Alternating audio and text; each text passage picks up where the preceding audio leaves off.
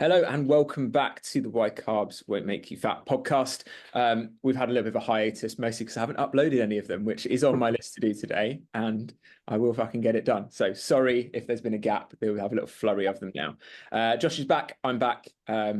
Nick is on baby care duties as his young one is giving him the run around, but that's all part and parcel of the journey. Hope you're doing well, Nick, if you're listening.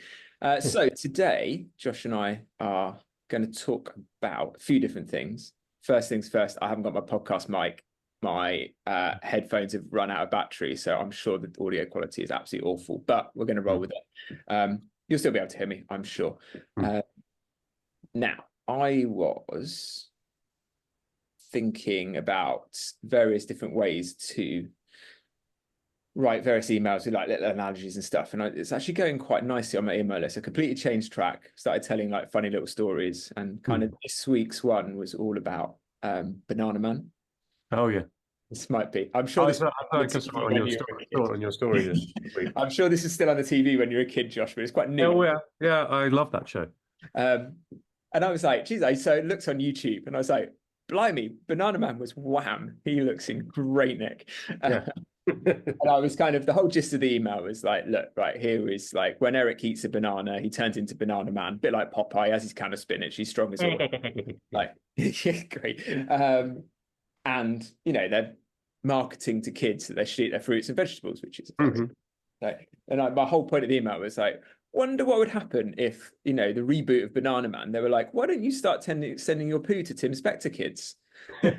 Fucking outrage. You'd be like, come on, you can't be telling that to children. And I was like, but the marketing is like, it's still marketing to kids, go eat your fruits and vegetables. That's all wholesome and good message.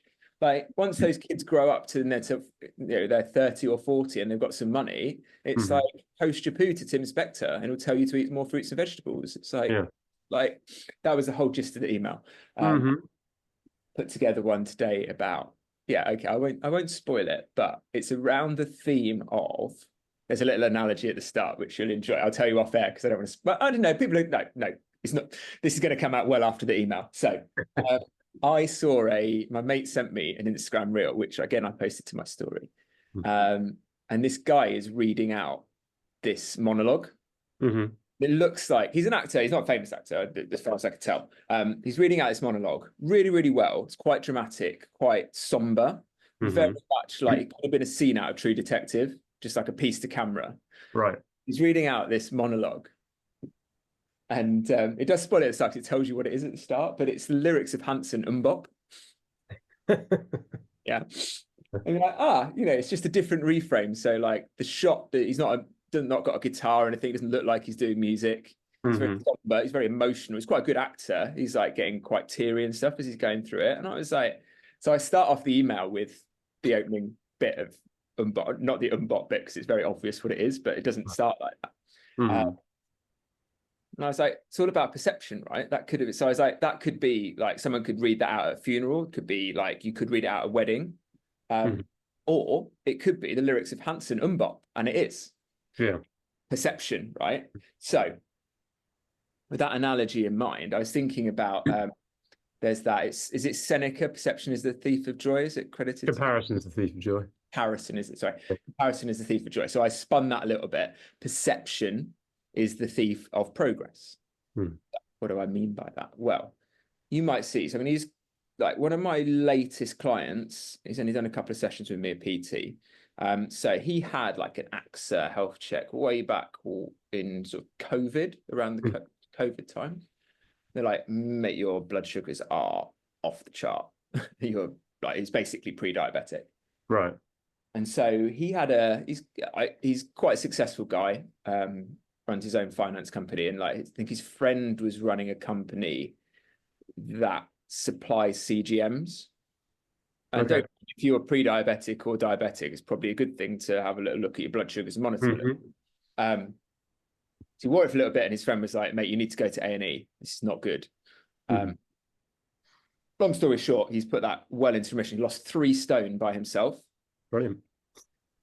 Literally without any other advice. He's like, I cut down the carbohydrates, which you don't have to, because it's, you know, it's about excess adiposity, excess fat tissue often. unless it's genetic, which is like if it's genetic, it tends to happen early, can happen later in life genetically, but again, it's not common. It's normally excess adiposity. Yep. So if you can get rid of that, insulin sensitivity improves, you handle blood sugar better, and you get healthy again.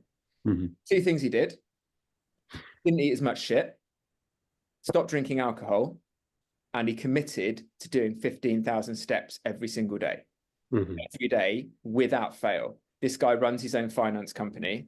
He's got 25 people that work for him.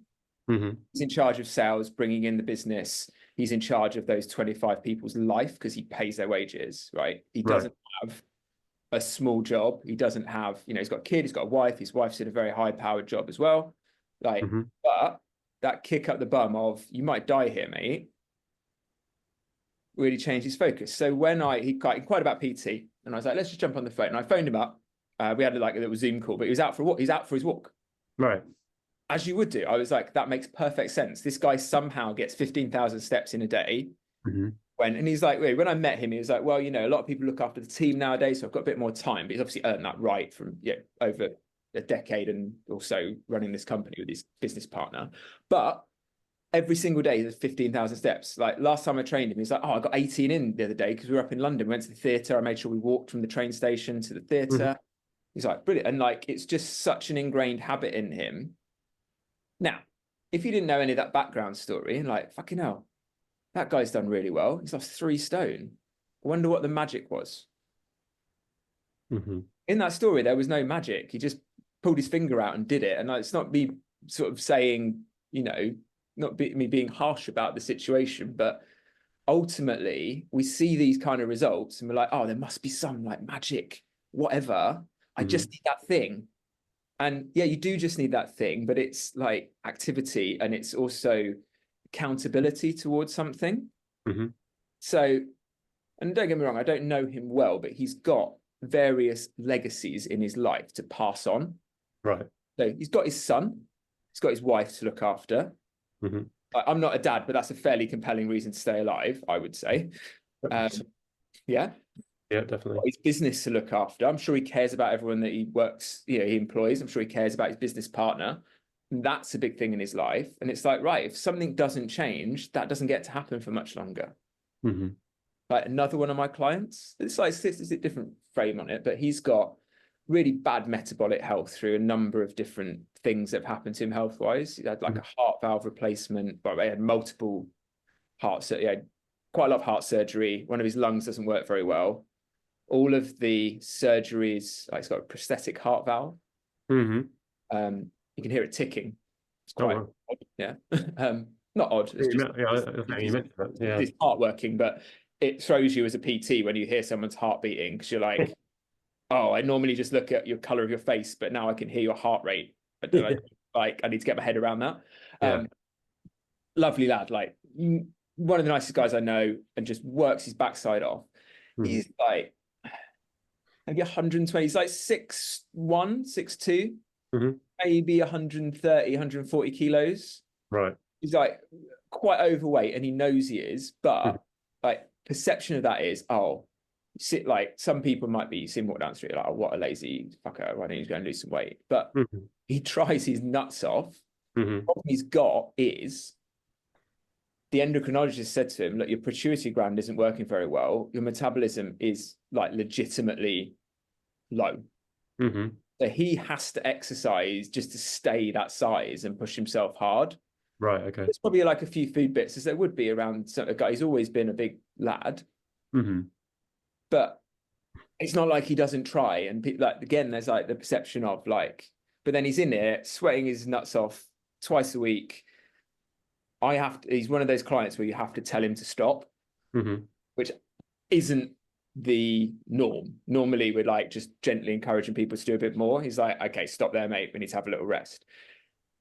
Other scenario, last one is, who was I thinking of? I was thinking of the 6 a.m. crew that we have here at HQ. So common trend so the guys I had on Wednesday at 6 a.m. Like, why would anyone get up to go to the gym at fucking 6 a.m.? Surely you do it later. Or like, or oh, I've got a young family, can't go and train. Like, yes, that's a massive priority, don't get me wrong. The 3 people who are here at 6 a.m. on a Wednesday, sorry, the 4 people, one of them is a school teacher, a lot younger. The other 3, but she has to get to school, she has to go to work. The other 3 have all got a young family. One of them is a mum of 2, and they're both under 3. All right. She doesn't get to go to the gym unless she gets out of bed at 6 a.m. And she's like, well, the kids are up anyway. My husband does a shift for an hour. I get back home, have a shower, get them all sorted, ready for school. Then I go to work for the day. She's got like a proper job as well for a big company. But it's like, oh, okay, well, it's more comfortable to stay in bed. 100%. None of that, like 6 a.m. when they turn up, they're like, oh God, I can't believe I dragged myself out of bed this morning. By the time they're left, they're really happy because they've got it out of the way. But again, you might see that person looking in good shape or being like getting fitter, be like, oh, it's all right for them. They're just lucky. Are they lucky or have they made that luck? Yeah. So that's not really meant to, for the listeners, that's not meant to be, it is meant to be tough love, to be honest. But we often see something and see the result, but we don't see what goes behind it. Yeah. And that can be like a little bit eye-opening to remember that there's always something going on in the background to end up with that result. Things don't happen by accident, and often the thing you want happens by doing the difficult thing you don't want to do. That ties into a conversation I had with a new client I had last night, and this is someone who's wanting to put on weight, and there's been a variety of things that have happened in his life that have put him in the current living situation he's in. So he's not necessarily in the best socioeconomic position to do things that others do, but at least he's showing up to the gym. He's taking interest in his nutrition. He's got a goal to work towards, which is like a Christmas charity boxing event. So he's got that as a focal point, and then he's wanting to try and educate himself. But there's obviously the giant quagmire of social media, fitness and nutrition out there. And so the chat I had with him kind of laid things out pretty simply. And like I said, he's trying to put on some size, what that would look like, eating in a surplus for 3 to 4 weeks, and then see if there's any improvements from that point of view. And then we possibly implement a slight diet break just to get used to what eating at this maintenance is. And say he's currently at 75 kilos, he wants to get to 80. If we can work towards that, and then take a little bit of a pause, see how he feels, and then if he wants to continue to put on some more size, then we can do that. Or if he's no, I'm happy with 80. Nice. Let's stick with that. We'll get used to eating at what maintenance is like, and that I try to explain the non-sexy side of it, because it always gets put out online of either you're in a constant state of dieting on a cut or in a constant state of permabulk, as they call it. And what a lot of people don't realize is Andy Morgan, like he's not a bodybuilding coach, but he uses those sort of philosophies. He calls it a dreamer bulk. Right, yeah. It's like we just fucking eat everything. We're like just thinking that it will all convert to muscle. Yeah. And it really won't. No, it won't. Like, and he's like, yeah, you still have to be dialed on the bulk. Arguably, if you don't want to put on a ton of body fat, you then need to shift it again. Unless you're like a strong man and that body fat is just contributing weight, like just weight to push against something, like to get a big set of muscles and like tone up. You don't want to be gaining a ton of body fat. So it's like you can't just eat like a, what did he call it, a frat boy's wet dream. So there needs to be. I quite like. I never really thought about that concept before of doing a bulking phase with a diet break. Yeah.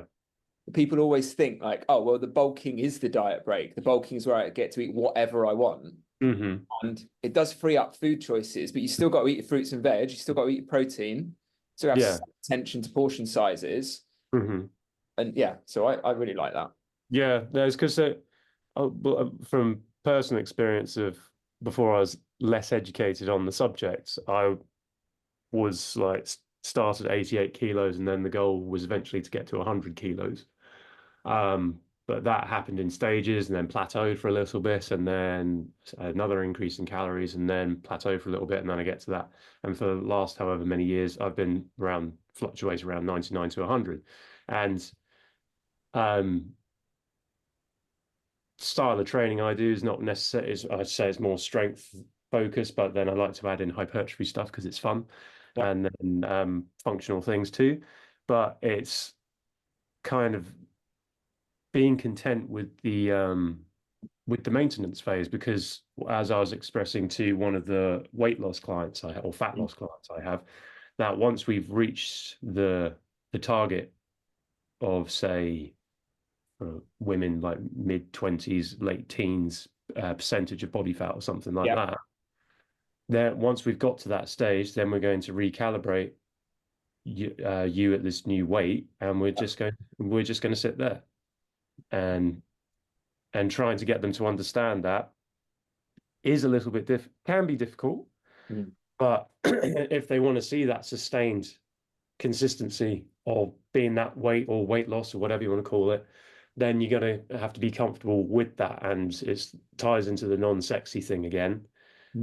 But as you and I both know, like anyone who's gone through any kind of weight loss and then there's been no kind of aftercare of after that phase, they tend to put the weight back on. But as probably quite a lot of listeners can attest to, they've done something like Weight Watchers or Slimming World or anything like that, and they get their goal weight, they feel fantastic, and then they stop doing that and then pack it on again. And so it's just extra little bit of education. And so that's when diet breaks come in really handy on either end of the spectrum, really. Because it's basically practice for what real life looks like. Yeah. It's just what eating normally looks like. And eating normally doesn't look that different from fat loss. No. So everyone's like searching for these weird and wacky solutions, or I'll just eliminate all carbohydrates, I'll stop eating processed food, I'll only eat paleo, pull something up. The thing is, it's like, okay, how do we do that for the rest of our lives? Yeah. Because I've got one lady, so through her own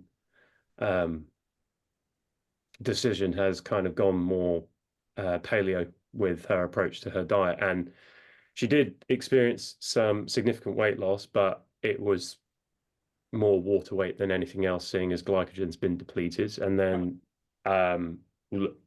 she was hitting kind of close to her protein target, but could have been better. So we looked at ways to do that, and now she's kind of nailing that a lot more just through food, which has been great. But she's still, considering she's also got PCOS, kind of leaning more towards a lower carb approach anyway. And some experience I've had with menopausal women, the lower carb approach has been very useful for them too. So this as well, they don't get to, like, quite often, like women are a lot smaller and they don't get a lot of calories, especially like weight loss might be the goal. So then to reduce down the carbohydrates forces them to have probably more protein and have a more filling diet. Which then goes hand in hand. So if you can keep yourself more satiated, then that's going to always help, I think. Yeah. And for the one I've been working with longer, who's been following that more low carb approach, just the body fat's been dropping off her and she's really happy with it. And her performance in the gym's good, very active, good social connections and all that sort of thing. And the same with this other lady who's a bit newer to the whole thing, but she's started incorporating carbs in moderation, but like low GI stuff like sweet potato, plantains, all that. Fill in like high fiber carbs to keep you nice and full, which tend to be lower in calorie anyway. Exactly. Yeah. So it's found something that works for her. And then kind of touch on the hard work piece, or just seeing the end product, but not knowing how that person's got there. Few people. Like from a female perspective, there's an older lady I work with who's getting close to 60. And she got into training to reduce chances of osteoporosis and sarcopenia and all that sort of stuff, which is great. And then she quite often trains with a woman who's probably about 20, 30 years younger than her, and it's a nice environment, but she kind of gets a little bit intimidated, or looks at the sort of weight the younger one is lifting and feels maybe a little bit bad about what she's doing. And the younger one, I think, has a sporting background at university, whether that been rowing or track and field or something like that. And yeah, I can get it. Like I've been in gym situations when I was younger and things like that, and looking at all the other guys lifting way more weight or doing more impressive things from a lifting perspective, and thinking, shit, I can't do that, or will I ever be able to do that? And got to. It's a very hard. It's an easier thing said than done. Trying to not compare yourself to others because we're humans and that's what we tend to do. Yeah, of course. Um, but you're on your own journey. You're in the right sort of space for doing that sort of thing, and everyone, for the most part, is very encouraging. Like strongmen, for example, give off the impression that they're big, intimidating people, Mm. and you don't really want to go near them. But as soon as you start talking to them, they're just probably the kindest, friendliest people Yeah. out there. Yeah. There might be some outliers. They're always up. Yeah, like in anything, but for the most part, they're like very encouraging, willing to give you advice or support or anything like that. And then to the kind of other side of the coin with that one, from a male perspective, there's almost, and this could kind of tie into a general Britishness of like you don't really want to see someone doing that well, or if you do think they're doing well, they're kind of showing off. And Yeah. Yeah. and it comes more so from guys rather than women of, although women probably do a similar amount too. But if they're kind of pushing themselves to get more reps or a heavier weight or trying something different, and then someone else looks on, probably from an angle of slight insecurity, thinking that they couldn't do the same thing or believe they couldn't do the same thing. Yeah. So they kind of cast aspersions of that person's effort, which again doesn't add anything to the training environment, unfortunately. Might make them feel better temporarily in the moment, or kind of create a cheap joke or something like that. Mm. But for the greater purpose, I don't think it serves anyone Yeah. in any kind of positive way, and it's an attitude adjustment that needs to be had. What I love the most about group coaching and the classes we got here Hmm. is people try something and they'll be like, "Oh God, I don't think I can do that." So you can do that, mate. Hmm. Okay. And then they do it, and you're like, "There you go. I knew you could do that." And they're Yeah. like, "Oh wow, yeah, I can." Mhm. Yeah. Right, do it again. Oh really? Yep. But then like again with the Wednesday morning crew. So Kiri, the mum with the youngest two kids, she is like very fit and strong. She's done a bit of CrossFit in the past, and we're doing sandbags to shoulder, Hmm. little partner workouts. They're all in like I made them synchronize the reps so that then kind of like the fitter one drags along the less fit Right. one.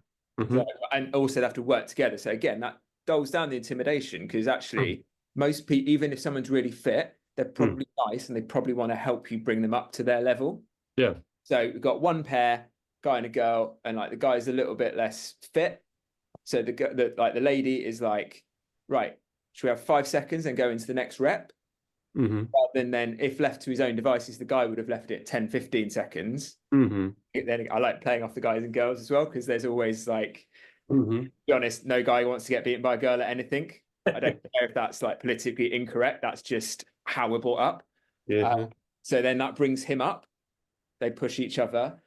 With Kiri and the lady that she was working with, I was like, well, Kiri's fit and strong for her size.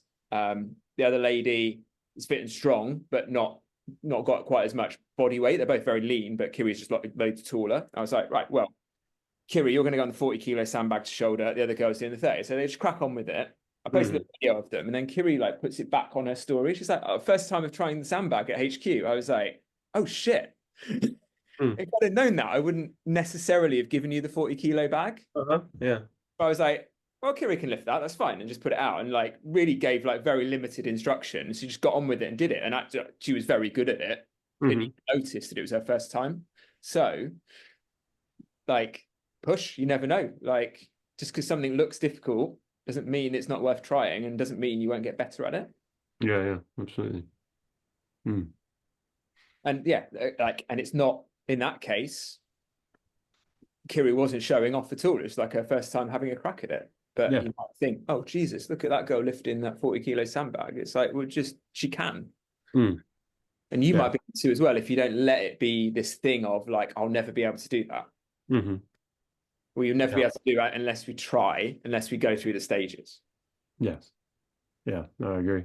There's the fuck around and find out graph that springs to mind with that Yeah, sort of stuff. that jump wings and sorry, jump and grow wings on the way down. That's another. Yeah, Just figure it out in the mix. yeah. Or just fall with style. Full style, yeah, like that. Yeah, that was always a quote that I remembered from the first Toy Story movie. Nice. Um, Yeah. anything else you want to go into today? Uh, we probably touched on it before, but just mindfulness with eating, and we were talking a little bit before we went to record of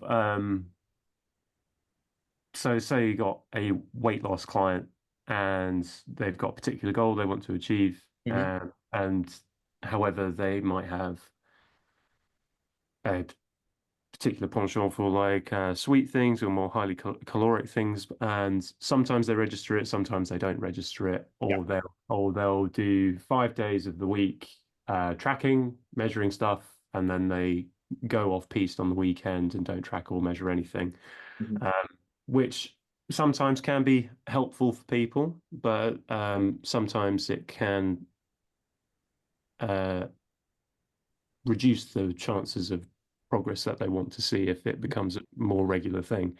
And what you were saying was that uh, a good tactic to try is, even though it can be a pain in the ass and might be inconvenient depending on the person's lifestyle or schedule, is have a pain in the ass week of tracking absolutely everything for And weekday, yeah, and weighing them for weekdays and weekends, and then meticulously with that, and then you have the data there to see, oh, I didn't realize I did this on Sunday, for example, where I had 2 helpings of dessert or whatever. yeah, And now I know that. Now I can look to either reduce that, substitute it for something else, or tweak it whatever which way works for them. yeah. And then hopefully that will pay dividends in the end when they come into their next composite body composition check. 100%. And that pain in the ass week is a pain in the ass at the time, but it earns you the right to wing it a bit more. Hmm. Then you understand what a Domino's pizza is calories wise. Yeah. Now, I got a friend who recently has decided to quit drinking. I think he's about 3 weeks into it or something like that. But um, one app that he downloaded was, I think it's called Drink Less or something like Right. that. And he, just for an experiment, when he was at social occasions or out with friends, he would log every single beer he had. And it ended up coming to maybe 1,500 calories or something like that, which really shocked him as Yeah. to how much currency that was. And Yeah. then started coining them. I can't remember where he got the term from, but liquid chips, basically. Chips. Yeah. 100%. Yeah. And that little shift in his brain kind of changed his approach to alcohol. And then he thought, I've given it a go before in the past for maybe a month, and I did feel better for it. Let's see if I can go longer than a month because I've never done that before. And kind of setting himself this challenge. And then a combination of him listening to this podcast and a number of other ones that are out there who have an evidence-based approach, but also a fair amount of anecdotal stuff as well. So it's a little bit more nuanced than just this bad, this good. Mm. Um, he's kind of found an approach that is easier to stick to for him, whereas in the past it was like hard one way or not at all, basically. And it seems to be working for him at the moment, and I hope he does continue because Yeah, it'll. I mean, like that example is a perfect example of tracking. It's not him saying he can't have the drinks. Mhm. Okay, yeah, he's decided to quit now because of that. But it's like, yeah, there's so many calories in that. Is it worth it? Or Mm. even like example of back in the day, I was just figuring it out. I was like, I just generally did feel like if we were out drinking a lot, which was most weekends, if I'm honest, Mm. just minimizing that hangover on the Sunday, just like however good the night out was, in inverted commas, it got to the point where it was the same night on repeat. You were just going out and getting smashed, talking about it the following day. Like nothing was new or unique about it necessarily. Yeah. And I got all the way down to being like, I might just do this once a month for a bit, and then I sort of petered off as you get like, settled down with my partner and things, and who's now my wife. But I was just figuring it out. I think I came to like a conclusion that 6 G&Ts of a night is probably enough. Like that's quite a lot of booze, if we're honest. Like maybe I could have 12. The night doesn't change between 6 and 12. If anything, between 6 and 12, it goes worse. Yeah. Like spend a shitload more money. You don't really remember half of it. You feel a hell of a lot worse the following night. 6 G&Ts, you're still fairly merry. Like 6 G&Ts is 720 calories. So if you're going to 12 and putting away 1,500, do you need that much like non-nutrition in your life? And the bigger question is, do I need 12 G&Ts to have fun? Yeah. Like, I fucking hope not. Which is the conclusion I came to. Like, don't get me wrong, I do like a drink, I do like a party, not as much as I used to like, but just older. But it's where a lot of people are going wrong fundamentally. And it's like, a bottle of wine a night, great. But again, if you want to lose a bit of weight, it's such an easy win. Yeah. Pretty much like, a bottle of wine a night is going to be a massive calorie deficit if you take that away. Yeah. There's one person I spoke to recently and said two nights a week I drink, and I don't want to give that up. I'm not going to give that up. And I think, okay, that's fine. Yeah. So that's what I did. That's what I figured out. I was like, I still managed to fit that 720 calories. Yeah. I was very not like I trained, but I wasn't very strong. I was 10 kilos lighter. I think like trying to get leaner, I was probably eating 16 to 1,700 calories, which wasn't enough to put on any strain. I spent too long doing that. I was like, let's say 16 to 1,800 calories a day. My weekends featured 720 calories of gin and tonic. Still managed to do that and stay within that. I felt shit on that night, but that was the compromise. Yeah. You can still have the alcohol, but you get to eat less. And that's fine. It's not necessarily the healthy way to do it, but there's always a compromise of being like, oh, I don't want to take the fun out of it. Fine. But is it fun? Is it necessary? Is it reaching the longer term goals? Like, it's fine if it's there to be fun. It's like, as well, it's like not everybody, pretty much no one enjoys training when it's really hard. Some people absolutely hate it. I absolutely love it. I love the grind. You don't have to love it, but it doesn't make it any less good for you. No.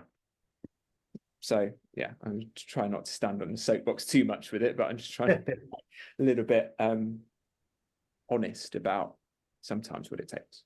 Yeah, of course. I'm the same. Like there's particularly when you're training people who come to it later on in life, and they're talking about a session they did and they're still feeling sore from it. Is that normal? I'm like, yeah, absolutely normal. Pain is part and parcel of the thing. You could see me wince as I just demonstrated this movement to me. You'd know it's still painful. Only a PT will understand that. That first client of the day where you're trying to show them something, you're like, oh my God, that hurts. Jesus Christ. You need to do something. Ride it out. It does, but like, yeah, your muscles will be a lot sorer when you first start training them. It does dissipate, but there will always be aches and pains. Our physio here is very fond of saying there is no such thing as pain-free movement. Yep. It just doesn't exist. And I always think, I use this analogy with a lot of people. It's like, you go out and do a whole day of gardening. Does your back hurt? Yes. And you're like, oh yeah, my back hurts because I went gardening. It's funny how we don't then like, we go and do a weight session and be like, oh, my legs really hurt. Is that good or bad? I don't know. Should I not train? It's like, well, what would you do if your back hurt after gardening? Would you stop life for a week or would you carry on? Yeah. And always movement is better at like releasing that. Yes. But personally, like last couple of weeks, big change up in training, loads more running. I think was it the other week? Yeah, probably the other week. I probably had, I reckon, top 2 DOMs of my life the other week. very like my legs were in pieces. I was very like probably the only time my legs have felt worse than that was after I ran the London Marathon. Right. And I didn't run to it. I ran 2K in 200-meter intervals. Like this not not a lot of running in that sense. No.